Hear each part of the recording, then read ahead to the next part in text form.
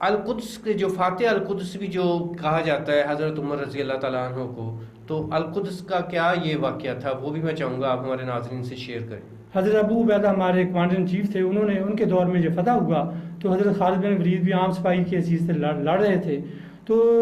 یہود و نصارہ کے بادشاہوں نے کہا کہ ہم امیر المومنین ہمارے پاس خود تشریف آور ہوں تو ہم ان سے معاہدہ کریں گے۔ تو چنانچہ آپ تشریف آور ہوئے، جب آپ گیٹ پر پہنچے تو وہ یہ حیران رہ گئے، وہ اپنی کتابیں کھول کر کھڑے تھے، ان کی کتابوں میں جو علامات آئی تھی نا کہ جو القدس کو فتح کرے گا اس کی یہ علامات ہوں گی، نام بھی وہی تھا عمر، تو وہ بڑے حیران ہوئے کہ ساری علامات پائی جاتی ہیں، یعنی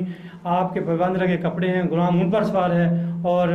جو ہے نا اور بٹنوں کی جگہ کانٹے لگے ہوئے ہیں۔ تو انہوں نے کہا یا حضرت ساری علامتیں پائی گئی ہیں، ہم آپ کو چابیاں دینے کے لیے تیار ہیں، ایک علامت کی میں کمی ہے، وہ یہ کہ ہماری کتابوں میں آیا کہ 11 پیبند ہوئے ہیں، آپ کے 9 نظر آ رہے ہیں۔ تو انہوں نے 2 کا پوچھا کہ 2 پیبند کدھر گئے، تو انہوں نے بغلوں میں اوپر کر دی، 2 پیبند بغلوں میں تھے، تو انہوں نے لڑے بغیر چابیاں آپ کے حوالے کر دی۔ ہمیں ایسے بندے چاہیے جو سمپل لیونگ ہائی تھنکنگ کی عادت ہے انسان